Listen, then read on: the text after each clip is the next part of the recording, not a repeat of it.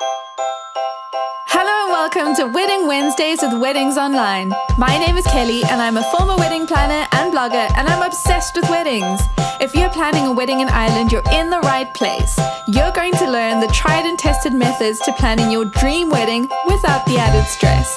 Think of this as your one-stop shop for everything to do with planning your wedding in Ireland. With me, your new wedding planning bestie, and a cup of tea. This is Wedding Wednesdays with Weddings Online. Well, hello and welcome to a new episode of Wedding Wednesdays with Weddings Online. My name is Kelly and I'm your host, and I've got something very practical in store for you today because we are talking all about what to do if you can't afford the wedding you want. Before we get into it, I want to tell you a little bit about the couple of episodes that we've just done. We've just done a 3-part series all about wedding websites. So I didn't go into the details of the platforms that you should use or, the kind of technical things, but it was more about the content and what you should include in your wedding website. So part 1 was a list of everything your wedding website should have. Part 2 was called Wedding Website FAQs. So we went into things like, anything your guests would need to know and how you can tactfully give them the correct information. And then finally, last week, we spoke all about the About Us section of your wedding website. So I gave you some writer's tips on how to tell your love story. It's a very special part of your wedding website, so I highly recommend you have one. So if you've never written that before, take a listen to last week's episode because I walked you through all the tips for how you can write your story. But let's get into today's episode. You have been engaged for, a few months maybe. Maybe you've been dreaming about your wedding for years and years, and you might already have a secret Pinterest board that has your dream wedding all over it.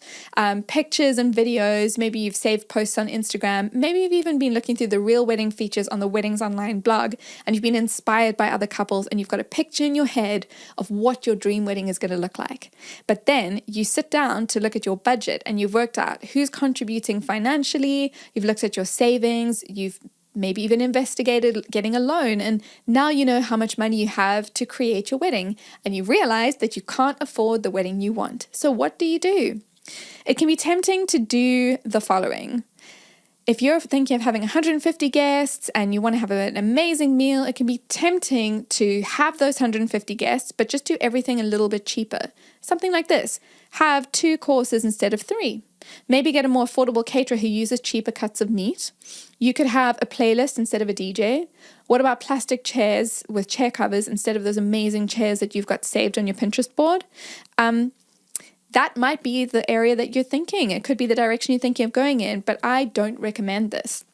The reason is that people will know that that's what you've done, and you want people to have an amazing experience. You want to have this beautiful meal that you've always dreamed of. It doesn't have to be the fanciest option that you can possibly pick, but you don't want to be doing it on the cheap. You want to have comfortable chairs that help your guests to relax and enjoy your day, not uncomfortable plastic chairs that not only feel gross, but they don't look very good either. So there are some ways that you can have an amazing wedding where you invite the guests that you want to invite, and you have the dream wedding elements that you've always wanted to have. So I'm going to walk you through a few things that you can consider that would really help you to save money as you plan your wedding. And I'm also going to give you tips of areas that you might be tempted to save money in that will probably not be a good idea. So this is from my advice to you.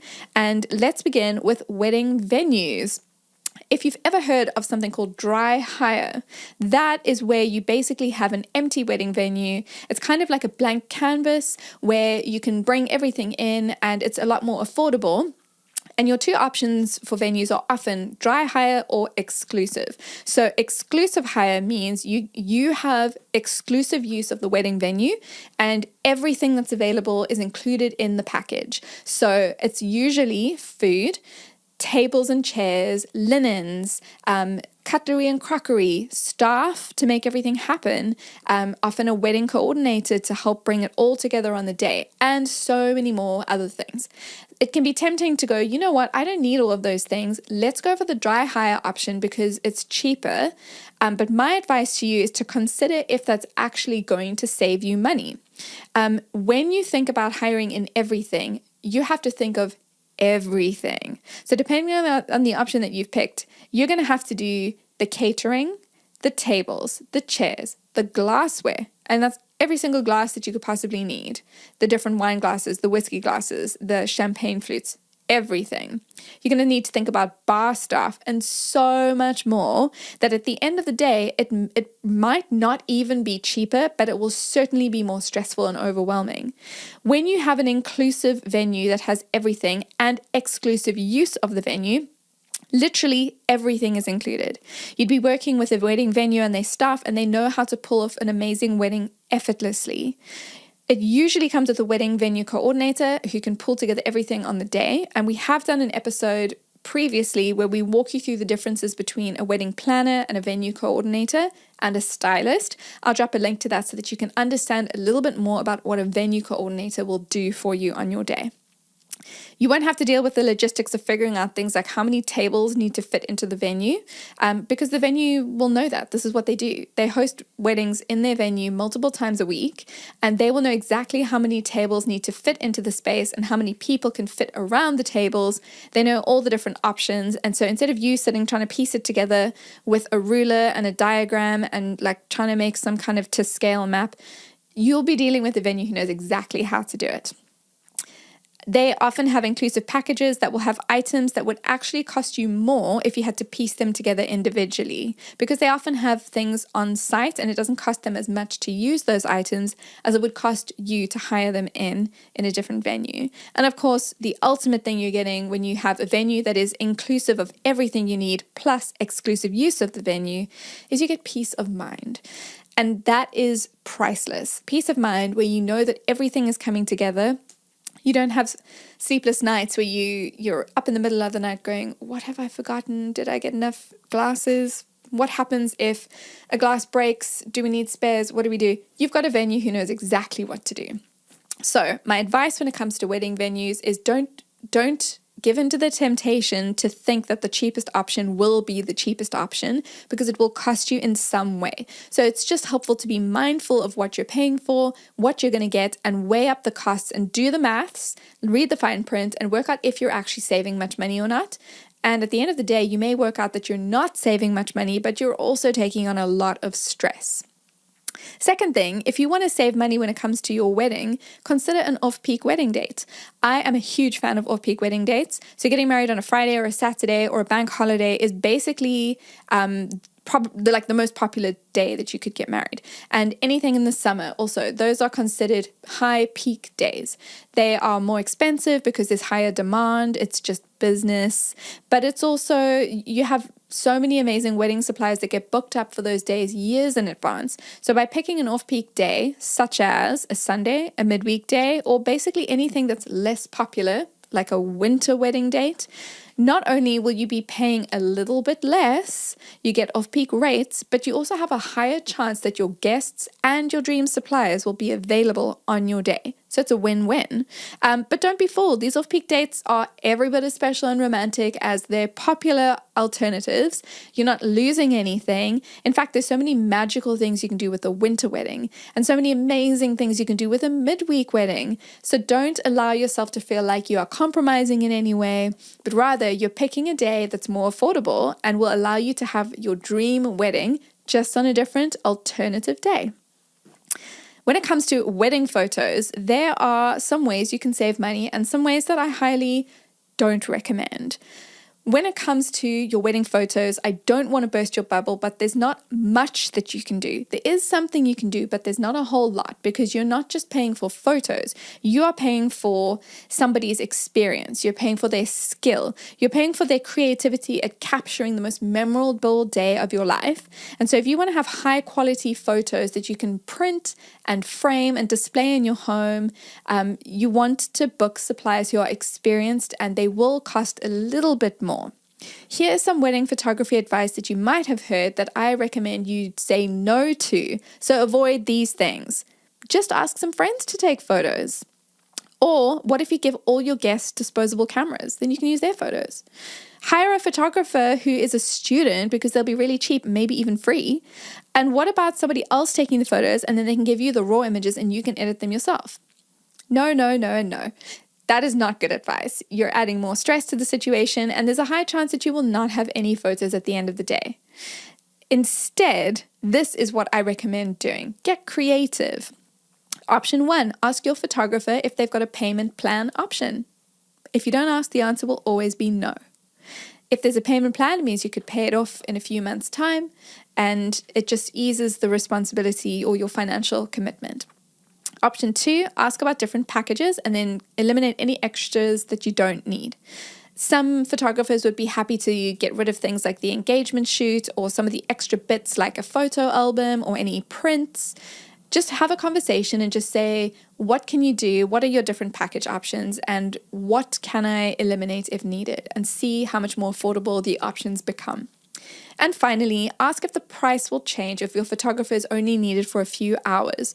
For example, from the start of the ceremony through to the first dance, and then be okay with the fact that you won't have any photos of yourself getting ready in the morning or of your exit at the end of the night. It's a little bit of a compromise, but it's worth having the conversation and asking your photographer because they may be flexible and willing to make that change for you. Now, my final piece of advice, if you're planning a wedding and you realize that you can't afford the wedding that you have, this is the ultimate wedding planning, budgeting hack. It's something that I've spoken about before. I did it for my own wedding, and this is to use one thing for multiple purposes. It's genius, and this is not what I'm suggesting. I'm not suggesting that you take your bridesmaids' bouquets and you pop them in a vase on the tables and use them as your centerpieces.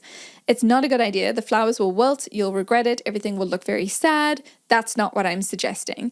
Instead, I'm going to share 5 ideas with you. First 2 are flower related. So if you have a flower installation, you could use it for multiple things, like the backdrop to your ceremony, and then repurpose that same installation as the background for your photo booth.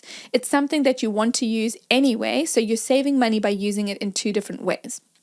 Something else you can do is the photos that you've got on the altar in your ceremony, you can display those on the wedding head table. It's something that you need to have in both spaces, so using it for both is a great way to use one flower arrangement for 2 purposes.